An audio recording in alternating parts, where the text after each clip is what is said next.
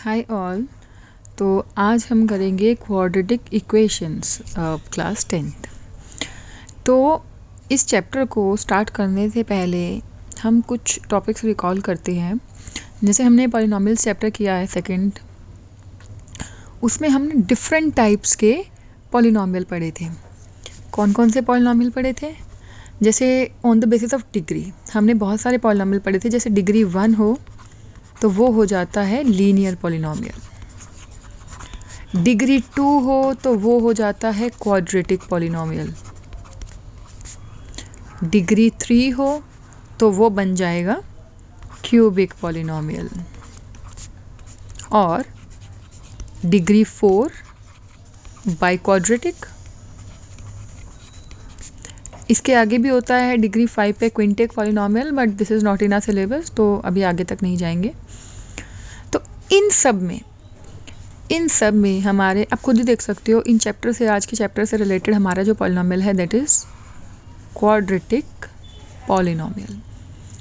तो बेसिकली जब भी हम इस क्वाड्रेटिक पॉलिनोमियल को 0 से इक्वेट कर देते हैं, when we equate this polynomial to 0, what do we get? We get a quadratic equation. In simple language we can say quadratic polynomial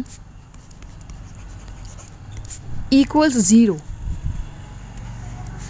It becomes quadratic equation.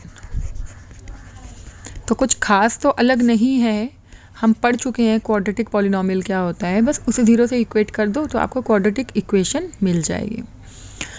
तो अब क्वाड्रेटिक पॉलिनोमियल जो हमने पढ़ा था उसके हिसाब से उसकी डिग्री 2 होनी चाहिए। डिग्री 2 मतलब highest power of the variable should be 0। ठीक है, तो what was the standard form of quadratic polynomial? It was ax square plus bx plus c। This was quadratic polynomial. अब इसे 0 से इक्वेट कर देंगे तो ये बन जाएगा क्वाड्रेटिक इक्वेशन। हम कुछ एग्जाम्पल्स लेके करते हैं।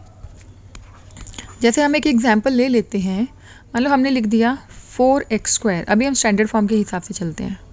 4x square plus 7x plus 3 equals 0। ये क्वाड्रेटिक इक्वेशन का एग्जाम्पल है।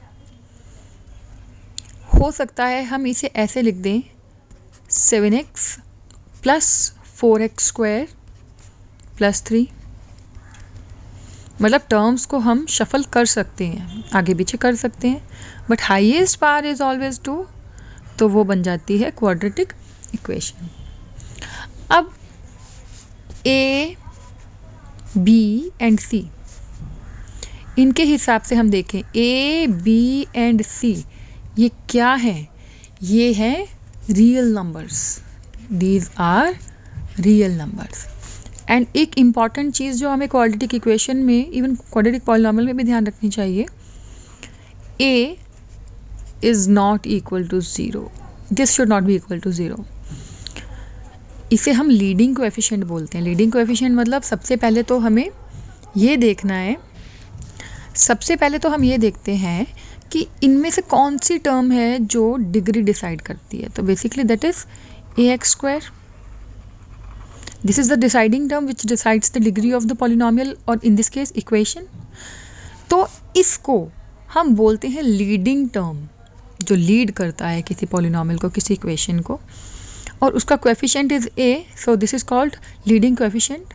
याद रखना, किसी भी पॉलिनोमियल में, किसी भी इक्वेशन में leading coefficient should not be equal to 0, should not be 0, it should not be 0। अगर ये 0 हुआ तो क्या होगा? एग्जाम्पल ले लेते हैं। मान लो हम यही वाली इक्वेशन को देखते हैं, इसको। अगर ये 0 हुआ तो क्या होगा? मान लो मैंने 4 की जगह पे 0 लिख दिया, तो ये क्या बन गया? 0 इंटू एक्स स्क्वायर क्या होता है? 0।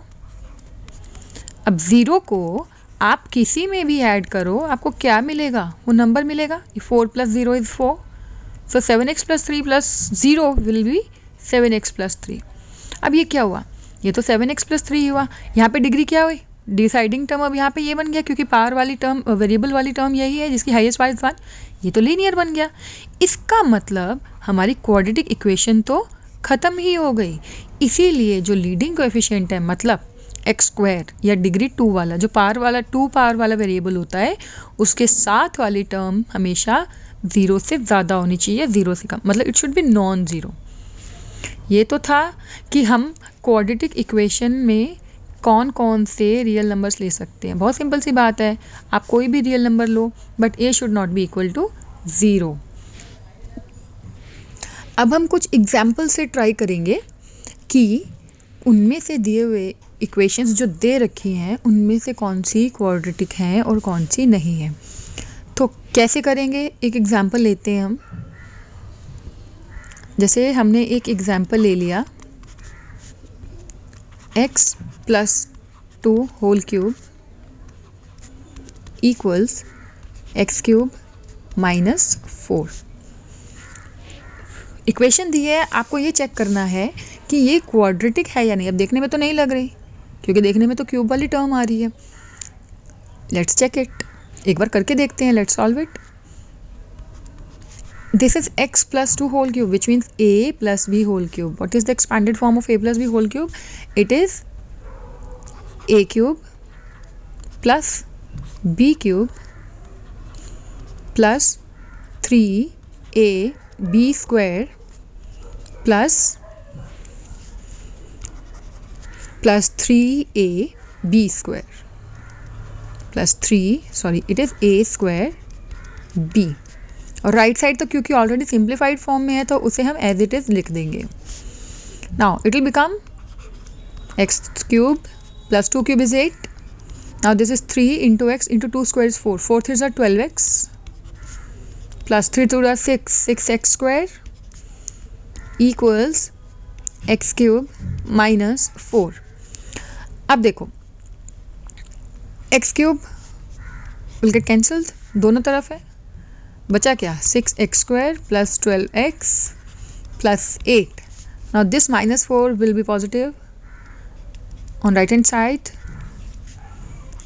so 6x² + 12x + 12।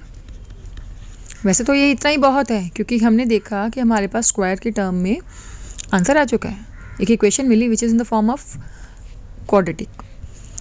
चाहो तो इसे और सिंप्लीफाई कर सकते हो, 6 कॉमन ले लेंगे तो ये बन जाएगा x² + 2x + 2 equals 0। Since this is in the form of ax² + bx + c equals 0, therefore this is a quadratic equation। तो आई होप आज आपको पता चला होगा कि क्वाड्रेटिक इक्वेशन क्या होती है, कैसे बनती है एंड हाउ टू चेक। आगे के topic we will cover in next video. Thank you.